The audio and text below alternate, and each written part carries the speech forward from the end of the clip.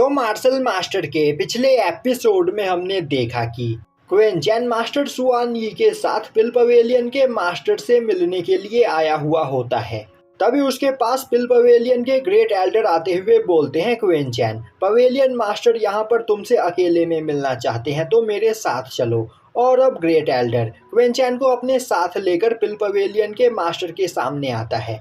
अब क्वेंचैन को देखते ही पिल पवेलियन का मास्टर बोलता है, बच्चे तुम जब से डांडाओ सिटी में आए हो तभी से तुमने डांडाओ सिटी के सभी लोगों के नाक में दम करके रखा है। और तो और डांडाओ सिटी के सभी लोगों को इतना ज़्यादा परेशान करने के बावजूद तुम यहाँ पर एक क्रोन प्रिंस बनना चाहते हो। यह बोलते हुए वह क्वेंचैन के ऊपर काफ़ी ज़्यादा मात्रा में ग्रेविटी प्रेशर डालने लगता है, पर क्वेंचैन अपने घुटने के बल जाने के बजाय खुद को वहाँ पर संभालते हुए बोलता है, अब तक मैंने इस जगह पर जितने भी लोगों को पनिश किया वह सभी लोग पनिशमेंट पाने के हकदार थे।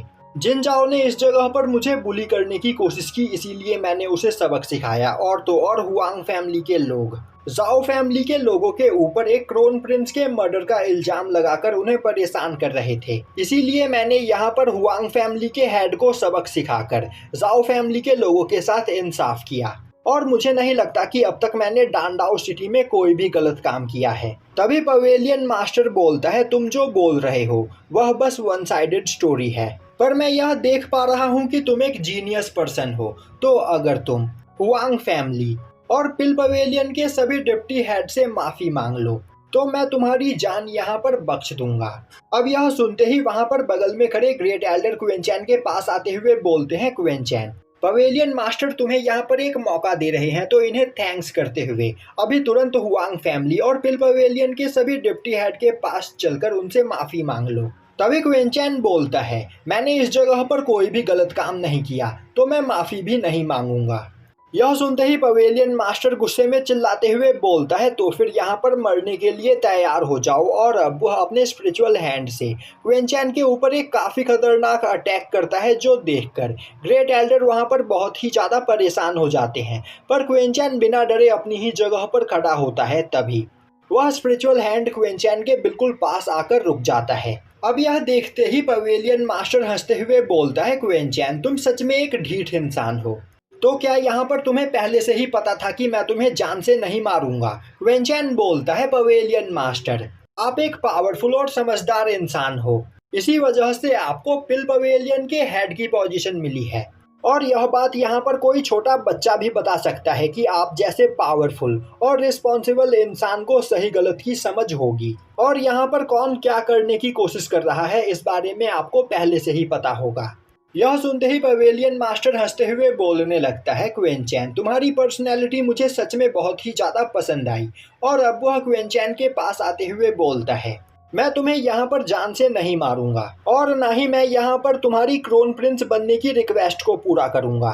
क्वेंचैन बोलता है, पर क्यों मास्टर, क्या मैंने यहाँ पर कुछ गलत किया है? पवेलियन मास्टर बोलते हैं, तुमने यहाँ पर कुछ ही दिनों में डांडाओ सिटी के सभी पावरफुल फैमिली और पिल पवेलियन के सभी डिप्टी हेड्स को इतना ज़्यादा परेशान किया है, तो अगर मैं तुम्हें यहाँ पर एक क्रोन प्रिंस की पोजीशन दे देता हूँ तब तो तुम पूरे के पूरे डांडाओ सिटी में तबाही ले आओगे। तभी क्वेंचैन आगे बढ़ते हुए बोलता है, पवेलियन मास्टर मैं जानता हूँ कि आप यहाँ पर 5 प्रिजन वुयू डान पवेलियन से आए हो। यह सुनते ही ग्रेट एल्डर वहाँ पर क्वेंचैन को रोकने की कोशिश करता है, पर क्वेंचैन उसे इग्नोर करते हुए बोलता है, पवेलियन मास्टर आपको किसी वजह से वुयू डान पवेलियन से बाहर निकाल दिया गया और मैं जानता हूं कि आप वापस से वुयू डान पवेलियन में जाना चाहते हो। पर अब वापस से वुयू डान पवेलियन में जाने का 2 ही रास्ता है। पहला, आप मार्शल एम्परर रैलम के 8th लेवल पर पहुंच जाओ, या फिर आप मार्शल एम्परर रैलम के पीक को हासिल करो। और जहां तक मुझे पता है आप इस जगह पर पहले ही मार्शल एम्परर रैलम के 8th लेवल को हासिल कर चुके हो। पर मार्शल एम्परर रैलम के 9th लेवल पर पहुंचने के लिए आपको कम से कम अभी 50 साल और मेहनत करनी पड़ेगी।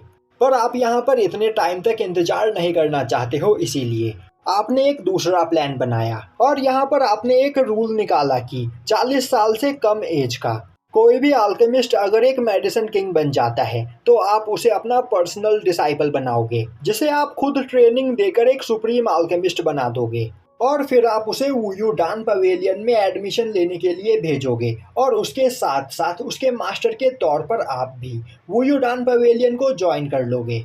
मैं बिल्कुल सही बोल रहा हूँ ना? पर मैं आपको यह बात बताना चाहता हूँ कि अभी डांडाओ सिटी में जितने भी क्रोन प्रिंस मौजूद हैं उनकी मेडिसिन नॉलेज उतनी भी ज़्यादा अच्छी नहीं है। पर अगर आप मुझे क्रोन प्रिंस की पोजीशन दे देते हो तो मैं आपका डिसाइपल बनकर वुयू डान पवेलियन में एडमिशन लेने के लिए आपके साथ चल सकता हूँ। तो फिर आज यहाँ पर होने वाले क्रोन प्रिंस टूर्नामेंट में आप मुझे पार्टिसिपेट करने दीजिए। इसमें आपका कोई भी नुकसान नहीं है और मैं यहाँ पर यह काफ़ी आसानी से साबित कर सकता हूँ कि आपके द्वारा चुने गए क्रोन प्रिंस से मैं काफ़ी ज़्यादा बेहतर हूँ। अब यह सुनकर पवेलियन मास्टर बोलते हैं, क्वेनचैन तुम बाहर जाकर लॉबी में मेरा इंतजार करो, मैं इस बारे में थोड़ी देर में तुम्हें इन्फॉर्म करता हूँ। यह सुनते ही क्वेनचैन अब बाहर की ओर जाने लगता है। वहीं पर खड़े पवेलियन मास्टर बोल रहे होते हैं, इस बच्चे में जरूर कोई ना कोई बात है और मैं देख पा रहा हूँ कि क्वेनचैन यहाँ पर नॉर्थर्न टेरिटरी के सबसे पावरफुल फैमिली के जीनियस लोगों से भी ज़्यादा टैलेंटेड है।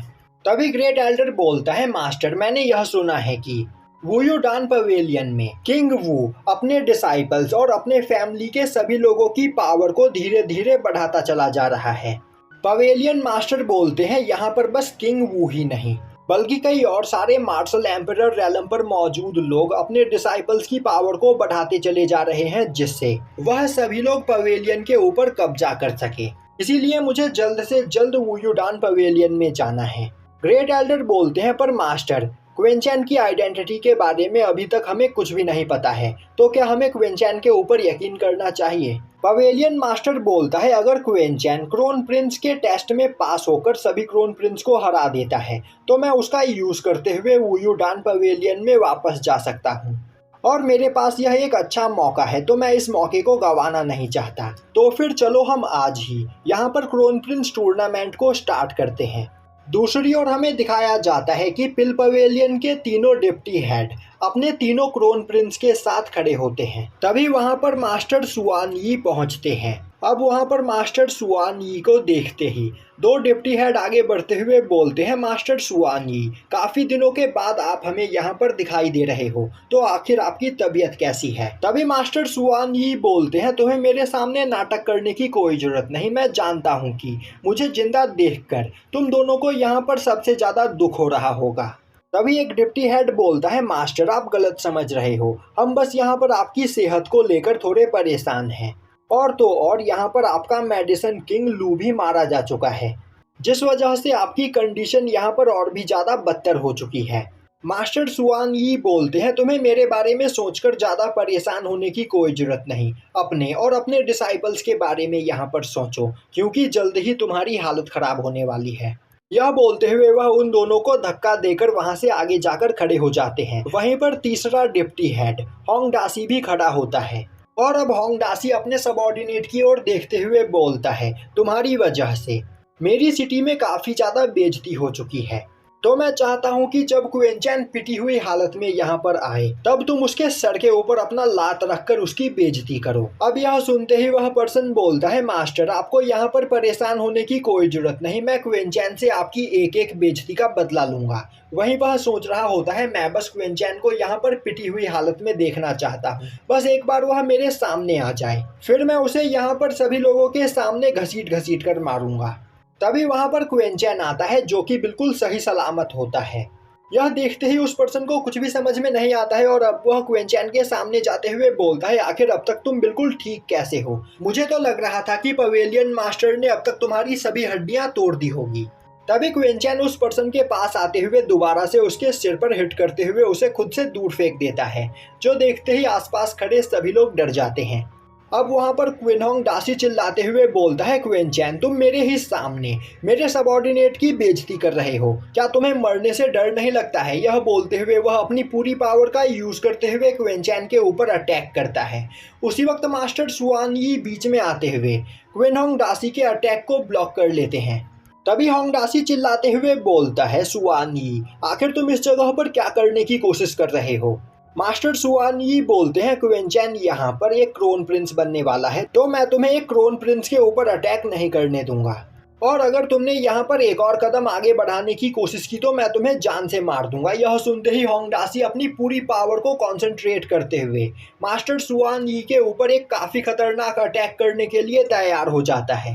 उसी वक्त वहां पर पवेलियन मास्टर आते हुए अपने स्पिरिचुअल स्वॉर्ड से अटैक करके होंगडासी को मास्टर सुआन यी से दूर फेंक देते हैं। अब पवेलियन मास्टर को देखते ही सभी लोग उन्हें वहां पर ग्रीट करते हैं। तभी होंगडासी आगे बढ़ते हुए बोलता है, मास्टर आखिर यह पर्सन क्वेंचैन यहाँ पर अब तक बिल्कुल सही सलामत कैसे है? इसने मेरे सबऑर्डिनेट की बीच बाजार में बेइज्जती की, तो मैं चाहता हूँ कि आप इसे तुरंत यहाँ पर पनिश करो। और अब वह पर्सन लुढ़कते हुए पवेलियन मास्टर के पास आते हुए उनसे रिक्वेस्ट करने लगता है कि मास्टर मुझे यहाँ पर इंसाफ चाहिए। इस पर्सन ने यहाँ पर मुझ पर एक बार नहीं बल्कि दो बार अटैक किया है।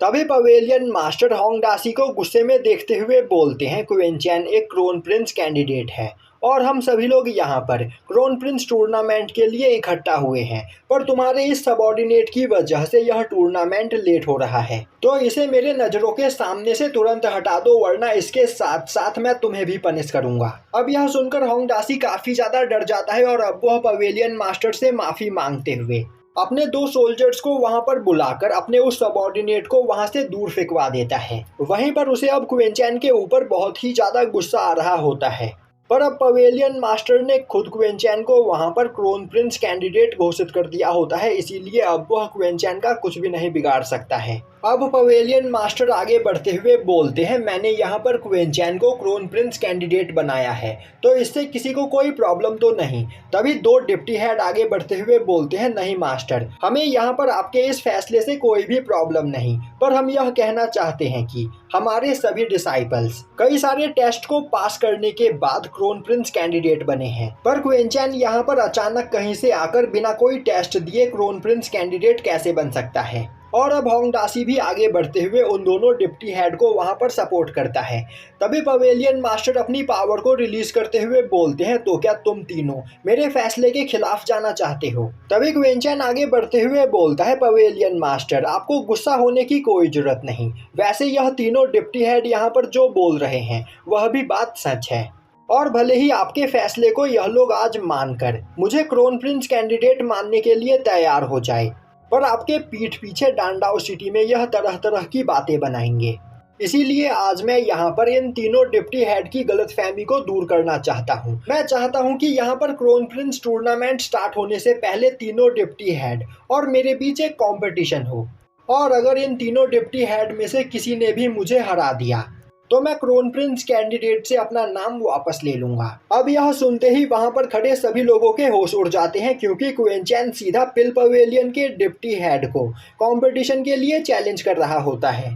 तभी एक ओल्ड मैन गुस्से में चिल्लाते हुए बोलता है, बच्चे क्या तुम्हें पता भी है कि तुम इस जगह पर क्या बोल रहे हो? तभी पवेलियन मास्टर बीच में बोलते हैं, क्या हुआ? सान पवेलियन के हेड को यहाँ पर क्वेंचैन के साथ कॉम्पीट करने से डर लग रहा है। अगर तुम्हें खुद के ऊपर इतना ज़्यादा कॉन्फिडेंस है तो फिर क्यों ना तुम क्वेंचैन के चैलेंज को एक्सेप्ट करो और इसे कंपटीशन में हराओ।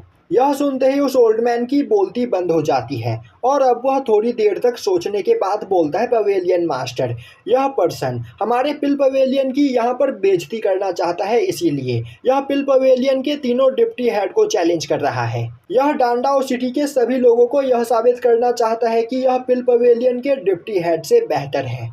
तभी दूसरा डिप्टी हेड आगे बढ़ते हुए बोलता है, मेरे ख्याल से क्वेंचैन ने यहाँ पर किसी एक स्किल को मास्टर कर रखा है और वह उसी स्किल को टेस्ट करने के लिए हम तीनों को यहाँ पर चैलेंज करेगा, जिससे वह काफ़ी आसानी से हमसे जीत जाए।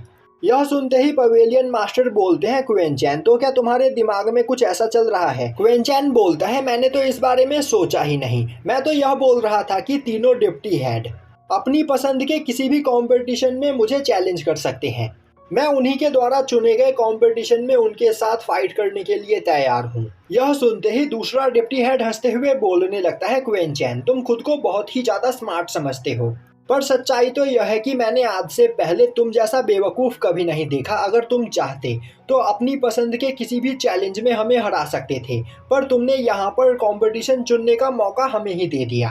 तो फिर सबसे पहले यहाँ पर मैं तुम्हें चैलेंज करना चाहता हूँ, हम यहाँ पर फायर कंट्रोलिंग टूर्नामेंट में पार्टिसिपेट करेंगे और इस जगह पर फायर कंट्रोलिंग पावर का यूज करते हुए जो जो चीजें मैं कर सकता हूँ, अगर तुमने भी वह चीजें करके दिखा दी तो मैं अपनी हार मान लूंगा। यह सुनते ही क्विंचन उसके चैलेंज को एक्सेप्ट कर लेता है और अब वह दोनों एक दूसरे के आमने सामने खड़े होते हैं। वहीं पर खड़े सभी लोग बोल रहे होते हैं, second deputy head fire controlling में मास्टर है और उन्हें कोई भी नहीं हरा सकता है।